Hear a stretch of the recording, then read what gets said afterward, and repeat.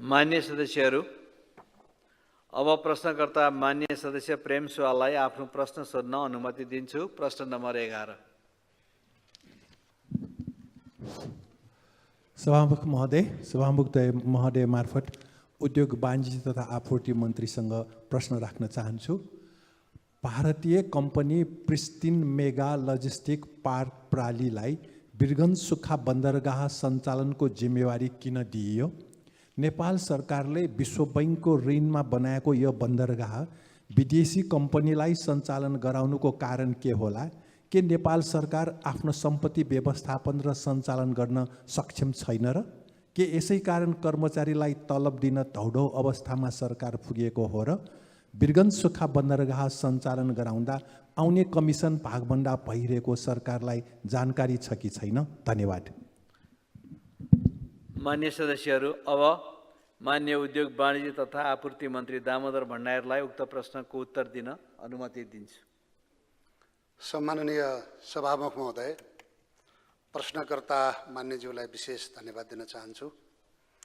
उल्लेखित जिज्ञासाको सन्दर्भमा मुलुकमा सुक्खा बन्दरगाहको विकास, सञ्चालन, नियमन र व्यवस्थापन गर्नका लागि उद्योग वाणिज्य तथा आपूर्ति मन्त्रालय अन्तर्गत रहने गरी नेपाल इन्टरमोडल यातायात विकास समिति नामक निकाय गठन गरिएको छ। सो निकायको गठन आदेश 2054 को दफा 4 को उपदफा 1 को खण्ड ख को व्यवस्था बमोजिम अन्तर्राष्ट्रिय स्तरमा बोलपत्र आह्वान गरी आर्थिक तथा प्राविधिक दृष्टिकोणले सक्षम ठहरिएका कम्पनीबाट सरल, सुलभ, किफायती एवं भरपर्दो सेवा सञ्चालन गर्न गराउन, टर्मिनलको व्यवस्थापन तथा सञ्चालन गराउने सम्बन्धमा सम्झौता गरी त्यस्तो कम्पनीलाई टर्मिनल व्यवस्थापन तथा सञ्चालन गर्नुको लागि स्वीकृति दिने व्यवस्था रहेको छ। सोही व्यवस्था बमोजिम नेपाल इन्टरमोडल यातायात विकास समितिको सूचना आह्वान गर्दा बोलपत्र प्रक्रियामा प्रतिस्पर्धाका आधारमा भाग लिन आएका कम्पनी बोलपत्र दाताहरूमध्ये प्राविधिक र आर्थिक प्रस्तावको संयुक्त मूल्याङ्कनबाट सबैभन्दा बढी अङ्क प्राप्त गरी प्रतिस्पर्धात्मक माध्यमबाट भारतीय company pristine mega logistic park प्राली छनौट भएको हो। नेपाल सरकारको आफ्नो सम्पत्ति व्यवस्थापन र सञ्चालन गर्न सक्षम रहेको छ। तथापि कतिपय व्यावसायिक क्रियाकलापहरू सरकार आफैले सञ्चालन गर्नुभन्दा निजी क्षेत्रबाट गराउँदा निजी क्षेत्रको ज्ञान सिप प्रयोग गरी चुस्त, मितव्ययी र प्रभावकारी बनाउने भएकोले प्रचलित कानुन बमोजिम नै सुक्खा बन्दरगाहको सञ्चालन तथा व्यवस्थापन निजी क्षेत्र pristine mega logistic park limited मार्फत गरिएको हो। पूर्ण प्रतिस्पर्धा र कानुन सम्मत रूपमा उक्त कम्पनीलाई दिएको यस कमिसन भन्ने विषय नै रहँदैन। धन्यवाद। प्रश्नकर्ता मान्य सदस्यले पूरक प्रश्न सोध्न चाहनुभएकोले विषयमा केन्द्रित भई पूरक प्रश्न सोध्न अनुमति दिन्छु। सभामुख महोदय, मन्त्रीजीसँग पूरक प्रश्न राख्न चाहन्छु। नेपालमा के कति सुक्खा बन्दरगाह छन्? हालैको बाढीबाट रसुवागढीमा रहेको सुक्खा बन्दरगाहमा के कति क्षति भयो? 700 भन्दा बढी भएका भन्सार एजेन्टहरूले समान रूपमा सेवा गर्न नपाएको, केही भन्सार एजेन्टले मात्र भन्सार कार्यालय कब्जा गरिराखेको भन्ने प्रकाशित भएको छ। यो सत्य हो कि होइन? धन्यवाद। मान्य मन्त्री, जवाफ दिनुहोस्। सम्माननीय सभामुख महोदय, यति बेला हामीले खास गरिकन हाम्रा सीमावर्ती क्षेत्रहरूलाई व्यवस्थित रूपमा सञ्चालन गर्न अझ अहिलेको सन्दर्भमा हामीले कस्टमलाई अत्याधुनिक बनाउन आवश्यक ठानेका छौँ। त्यसका लागि इन्टरमोडल को माध्यमबाट हामीले क्वारेन्टाइन लगायतका अरू संरचनाहरूलाई पनि एकीकृत रूपबाट त्यसबाट सेवा प्रवाह गरिरहेका छौँ। त्यसमध्ये झन्डै 10वटा केही निर्माणाधीन अवस्थामा रहेका, केही अब आगामी आर्थिक वर्षमा रहेका र अहिले केही सञ्चालनमा रहेका हाम्रा सुक्खा बन्दरगाहहरू रहेका छन्। तीमध्ये खास गरी हिजो राति मात्रै रसुवा गढीमा निर्माणाधीन अवस्थामा रहेको सुक्खा बन्दरगाह, जसको झन्डै 75% काम सम्पन्न भइसकेको थियो, त्यो सुक्खा बन्दरगाह क्षतिग्रस्त भएको छ।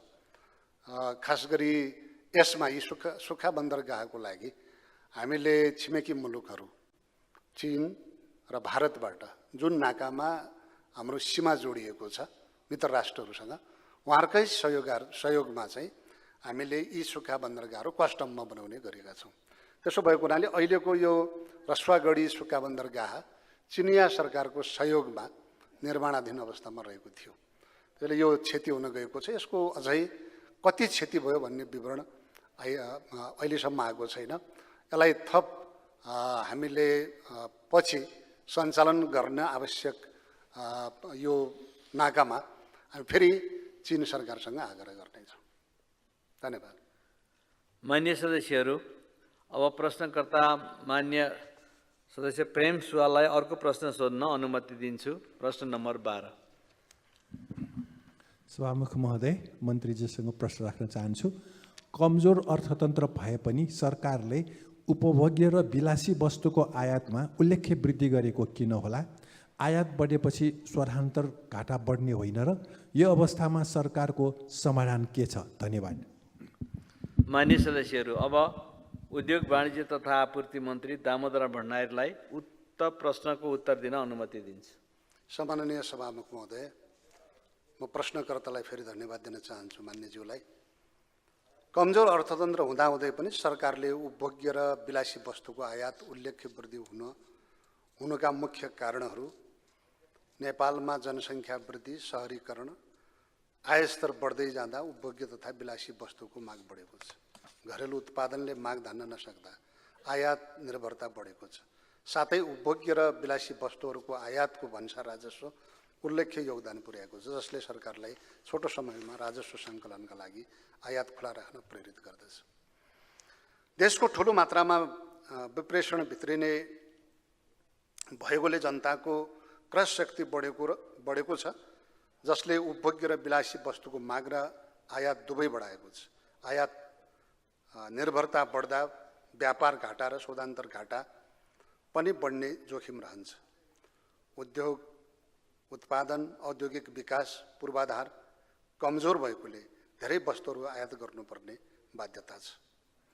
उत्पादकमूलक क्षेत्रमा लगानी कम हुँदा आयात घट्न सकिने सम्भावना न्यून रहन्छ। सरकारले कहिलेकाहीँ आयात नियन्त्रणका लागि अस्थायी प्रतिबन्ध वा उच्च मार्जिन जस्ता उपाय अपनाएर पनि दीर्घकालीन रणनीति र प्रभावकारी कार्यान्वयनको अभाव छ। यसले आयात नियन्त्रणमा कठिनाइ आएको छ। हो, उपभोग्य र विलासी वस्तुको आयात बढ्दा शोधान्तर घाटा बढ्ने निश्चित छ।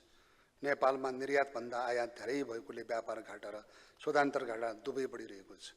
विदेशी मुद्रा सञ्चितमा दबाव पर्छ, जसले आर्थिक अस्थिरता निम्त्याउन सक्छ। यसको समाधानका लागि विलासी तथा गैर आवश्यक वस्तुको आयात अस्थायी प्रतिबन्ध र उच्च एलसी मार्जिन जस्ता उपाय लागू गर्नुपर्ने। वाणिज्य नीति 2081 जारी भइसकेपछि कार्यान्वयनमा रहेको छ, जसमा घरेलु उत्पादन, मूल्य अभिवृद्धि, गुणस्तर सुधार, प्रविधि प्रयोग, पूर्वाधार विकास र निर्यात प्रवर्धनमा जोड दिइएको छ। विप्रेषणलाई उपभोगमा मात्र नभई उत्पादनमूलक क्षेत्रमा पनि लगानी गर्न प्रोत्साहित गरिएको छ। निर्यात वस्तुको विविधीकरण, कृषि उद्योग र सेवा लगानी बढाउने, गुणस्तर सुधार गर्ने र नयाँ बजार खोल्ने नीति अवलम्बन गर्नुपर्ने देखिन्छ। आयात नियन्त्रण, निर्यात प्रवर्धन, विप्रेषणको उत्पादनमूलक प्रयोगबाट विदेशी मुद्रा सञ्चित सुदृढ पार्नुपर्ने आवश्यकता रहेको छ। कमजोर अर्थतन्त्रमा उपभोग्य र विलासी वस्तुको आयात बढ्नु मुख्यतः उपभोग वृद्धि, विप्रेषण र घरेलु उत्पादनको कमजोरीका कारण हुन्। यसले शोधान्तर घाटा बढाउने खतरा भएको हुँदा दीर्घकालीन समाधानका लागि आयात नियन्त्रण, घरेलु उत्पादन प्रवर्धन, निर्यात वृद्धि र विप्रेषण उत्पादनमूलक प्रयोग अनिवार्य देखिन्छ। धन्यवाद। प्रश्नकर्ता मान्य सदस्यले पूरक प्रश्न सोध्न चाहनु भएकोले विषयमा केन्द्रित भई पूरक प्रश्न सोध्न अनुमति दिन्छु। सभामुख महोदय, मन्त्रीजीसँग पूरक प्रश्न राख्न चाहन्छु। नेपालको सार्वजनिक ऋण 27 खर्ब पुग्यो, जनताको क्रय शक्ति बढेको भन्न मिल्छ र भारतमा 1% को हातमा 40% स्रोत साधन रहेको र गरिब र धनीको फासला बढ्दै गएको सार्वजनिक भयो। नेपालमा यस्तो तथ्याङ्क कस्तो छ? नेपालमा उद्योगीहरू व्यापारीमा परिणत भइरहेको किन होला? के सरकारले उद्योग व्यापार गर्न नहुने हो र के सिंहदरबार सञ्चालन समेत निजीकरण गरिँदैछ? धन्यवाद। मान्य मन्त्री। सम्माननीय सभामुख महोदय, अहिले यति बेला नेपालको अर्थतन्त्र जस्तो अवस्थामा छ, यसलाई सुधार गर्नु सरकारले उच्चस्तरीय सुझाव आयोग समिति पनि बनायो। त्यसलाई कार्यान्वयन गर्न उच्चस्तरीय सुझाव आयोगले दिएको प्रतिवेदनलाई सरकारले चालु वर्षको कार्यक्रममा र आगामी आर्थिक वर्षको कार्यक्रममा नीति तथा बजेट विनियोजित ऐनमा थुप्रै नयाँ कुराहरू आएका छन्। हाम्रो अहिलेको अवस्थामा अर्थतन्त्रमा आएको सङ्कुचनलाई हटाउनुको लागि, आर्थिक परिसूचकलाई अगाडि बढाउनुको लागि सरकारले विभिन्न खालका उपाय खोजिरहेको छ। हामीले आयात प्रतिस्थापन गर्ने, निर्यात वृद्धि गर्ने गरी एकीकृत व्यापार रणनीति NDIS-लाई कार्यान्वयन गर्नुपर्नेछ। त्यसका लागि अब हामी 2026मा LDC ग्रेजुएसन पनि गर्दैछौँ। त्यसको तयारी स्वरूप पनि सरकारले यतिखेर उच्चस्तरीय सुझाव आयोगले दिएको प्रतिवेदन, त्यसका सकारात्मक पक्षहरूलाई तत्काल कार्यान्वयन गर्नुपर्ने, संरचनागत रूपमा रहेका समस्याहरूलाई समाधान गर्नुपर्ने लगायतका कामहरू पनि भइरहेका छन्। म फेरि पनि भन्न चाहन्छु, यी सबै कुराहरूलाई सम्बोधन गर्न यति बेला थोरै भए पनि आयातमा न्यूनीकरण र निर्यातमा केही हामीले थप गरेका छौँ, केही सुधारका पक्षहरू पनि रहेका छन्। त्यसैले सरकारले क्रमशः यी विषयहरूलाई आजका राष्ट्रिय चुनौतीको रूपमा रहेको नेपालको अर्थतन्त्रलाई उठाउनको लागि सरकारले तत्बमोजिमको रणनीति अगाडि बढाएको कुरा म राख्न चाहन्छु। साथै उद्योग व्यापारको क्षेत्रमा उद्योग वास्तवमा चाहिँ खास गरी कोभिड-19 पछिको नेपालको उद्योग क्षेत्र सबैभन्दा बढी प्रभावित भयो। त्यसलाई उद्योगीहरूले कुनै बेला झन्डै वित्तीय क्षेत्रमा 18% को ब्याज दर पनि तिर्नुपर्ने अवस्था बन्यो र अहिले ब्याज दर 1 अङ्कमा झरेको छ। उद्योग उत्पादनलाई सहुलियत प्रदान गर्न पनि यही उच्चस्तरीय आयोगले केही सकारात्मक रूपमा सुझावहरू पनि प्रकट गरेको छ र व्यवसायको रूपमा, उद्योगीको रूपमा गर्नको लागि पनि आगामी आर्थिक वर्षको नीति तथा कार्यक्रम र विनियोजित ऐनमा थुप्रै खालका उद्योगलाई, उत्पादनलाई, रोजगारीलाई, उद्यमशीलतालाई प्रोत्साहित गर्ने र सहुलियत प्रदान गर्ने उद्देश्यको साथमा थुप्रै कार्यक्रमहरू आएका छन्। औद्योगिक पार्कको निर्माण, विशेष आर्थिक क्षेत्र प्राधिकरण सेज लगायतका अरू क्षेत्रहरूलाई पनि अब हामी चाहिँ सार्वजनिक निजी साझेदारी मोडालिटीबाट अगाडि बढ्छौँ। अहिले कुनै एउटा प्रदेशमा हामीले एउटा औद्योगिक पूर्वाधार बनाउने हो भने 10 अरबभन्दा बढीको लागतमा औद्योगिक पार्क बन्ने अवस्था छ। हामीले यसलाई अलि राम्रो उत्पादन र रोजगारी सिर्जना गर्नको लागि हामीले नयाँ मोडालिटी तय गर्नुपर्छ। धेरै ढिलो भइसक्यो। हामीले आज छिमेकी मुलुकमा जाने हो भने त्यहाँ अत्यन्त राम्रो सहुलियत छ। यही छिमेकी मुलुक भारतमा जाने हो भने औद्योगिक क्षेत्रमा जग्गा फ्री, ट्याक्स फ्री उद्योग स्थापना गरौँ भन्ने छ। हामीले त्यो खालको वातावरण दिन सकिरहेका छैनौँ। त्यसैले यसलाई आज सरकारको रोजगारीसँग रहेको र आयातलाई प्रतिस्थापन गर्न उद्योगलाई विशेष प्राथमिकतामा राखेर मैले मान्यज्यूलाई विशेषतः आगामी आर्थिक वर्षको विनियोजित ऐनभित्र थुप्रै कुराहरू उल्लेख गरिएका छन्। त्यसैले यो क्षेत्रलाई एउटा आशा र सम्भावनाको क्षेत्रको रूपमा लिन सकिन्छ। र जहाँसम्म नेपालका रुग्ण उद्योगको सन्दर्भमा यहाँले प्रश्न राख्नुभएको छ, हिजो कुनै बेला छिमेकी मुलुकहरूले विभिन्न कारणले सहयोगमा सञ्चालनमा आएका उद्योगहरू, सरकारी संस्थानहरू आज रुग्ण अवस्थामा छन्, बन्द अवस्थामा छन्। तिनीहरूलाई सञ्चालन गर्न नयाँ ढङ्गले कानुनमा परिमार्जन गरेका छौँ, कानुनमा सुधार ल्याएका छौँ र ती उद्योगहरूलाई अब कुन मोडालिटीबाट सञ्चालन गर्ने भनेर त्यसको केही नयाँ मोडालिटी, खास गरी ऐनले नै व्यवस्था गरेको मोडालिटीको आधारमा त्यो प्रक्रिया अगाडि बढिरहेको छ। त्यसका लागि एडिबी लगायतका अरू विभिन्न संस्थाहरूले त्यसको डिडिएको प्रक्रिया अगाडि बढाएको छ। थप हामी नयाँ सूचनाको माध्यमबाट पनि डिडिएका लागि आह्वान गरिएको स्थिति छ र एउटा निश्चित समयभित्र साउन महिनाको 15 गतेभित्र डिडिएलाई पुरा गर्ने गरी क्याबिनेटले आवश्यक निर्णय गरेको छ। त्यो समयभित्र डिडिए प्राप्त हुनेछ र त्यसपछि हामी सबैभन्दा उपयुक्त र पारदर्शी मोडालिटी के हुन सक्छ त्यो मोडालिटी तय गरेर रुग्ण भएका उद्योगहरूलाई हामी सञ्चालनमा ल्याउनेछौँ। यसै गरी निजी रुग्ण उद्योगहरूलाई पनि आज रोजगारी दिने, उत्पादन दिने र आन्तरिक हाम्रो चाहिँ स्रोत र साधनमा सञ्चालन हुने उद्योगहरूलाई पनि हामीले कसरी सञ्चालन गर्न सक्छौँ, केही मौद्रिक नीतिले पनि त्यो कुरालाई सम्बोधन गर्ला र सरकारले त्यसलाई नीति कार्यक्रम र बजेट मार्फत पनि आगामी आर्थिक वर्षको बजेटमा त्यो कुरालाई पनि विशेष प्राथमिकतामा राखेको छ। त्यसैले नेपालको जबसम्म उद्योग उत्पादन र उद्यमशीलतामा विकास हुन सक्दैन तबसम्म न रोजगारी सिर्जना हुन्छ, न हामीले चाहिँ आयातलाई प्रतिस्थापन गर्न सक्छौँ। आयात प्रतिस्थापन, आन्तरिक रोजगारी वृद्धि गर्न, आन्तरिक लगानी र बाह्य लगानीले प्रवर्धन गर्न सरकारले विशेष प्राथमिकताका साथमा यी कार्यक्रमहरूलाई अगाडि बढाएको कुरा म राख्न चाहन्छु। धन्यवाद। मान्य सदस्यहरू, अब प्रश्नकर्ता मान्य सदस्य सूर्यप्रसाद ढकाललाई आफ्नो प्रश्न सोध्न अनुमति दिन्छु। प्रश्न नम्बर 13। सम्माननीय सभामुख महोदय मार्फत माननीय उद्योग वाणिज्य तथा आपूर्ति मन्त्री समक्ष मेरो प्रश्न यस प्रकार रहेको छ। राप्ती सोनारी गाउँपालिका वडा नम्बर 4 बैजापुर ग्रामीण उद्योग स्थापना सञ्चालनको विषयमा मन्त्रालयको योजना तथा कार्यक्रम के रहेको छ? हस्, धन्यवाद। मान्य सदस्यहरू, अब मान्य उद्योग वाणिज्य तथा आपूर्ति मन्त्री दामोदर भण्डारीलाई उक्त प्रश्नको उत्तर दिन अनुमति दिन्छु। सम्माननीय सभामुख महोदय, प्रश्नकर्ता मान्यज्यूलाई विशेष धन्यवाद दिन चाहन्छु। रानी सुनारी गाउँपालिका वडा नम्बर 4 बैजापुर ग्रामीण उद्योग स्थापना सञ्चालनको विषयमा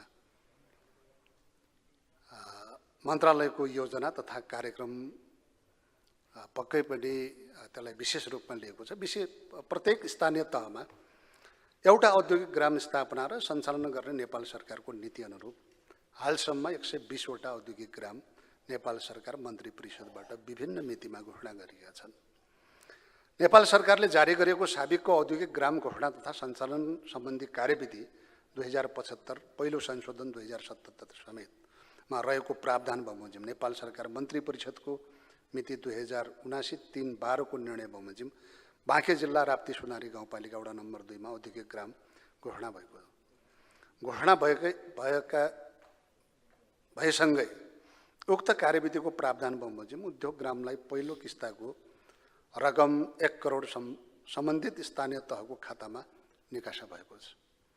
राप्ती सोनारी गाउँपालिकाको कार्यालयको तयार गरेको स्वीकृत भएको विस्तृत परियोजना प्रतिवेदन डिपिआर अनुसार आयोजनाको कुल लागत अनुमान करिब 40 करोड 91 लाख भएको, जसमध्ये औद्योगिक ग्राम तथा सञ्चालन कार्यविधि 81 को प्रावधान बमोजिम नेपाल सरकारले 4 करोड रुपैयाँसम्म क्रमिक रूपमा निर्माण कार्यको कार्य प्रगति अनुसार हस्तान्तरण हुने र बाँकी लागत स्थानीय तह र प्रदेश तहबाट बेहोर्नुपर्ने हुन्छ। राप्ती सोनारी गाउँपालिकाको कार्यालयबाट प्राप्त प्रगति विवरण अनुसार उक्त औद्योगिक ग्रामको निर्माणको ठेक्का प्रक्रियाका कामहरू अगाडि बढिरहेको छ। हाल औद्योगिक ग्रामको गाडाघर, अफिस कोठा, बाउन्ड्री पर्खाल र गेट सहितको संरचना 1 करोड 79 लाख लागत अनुमानको कार्यको ठेक्का आह्वान भई रु 1 करोड 20 लाख सम्झौता हुन प्रक्रियामा रहेको छ। मान्यज्यूले मन्त्रालयसँग सम्बन्धित विषयवस्तुमा राख्नुभएको जिज्ञासाप्रति धन्यवाद दिन चाहन्छु।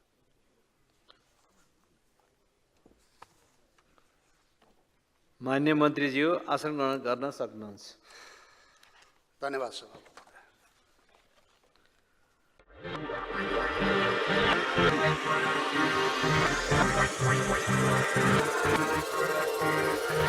Thank you.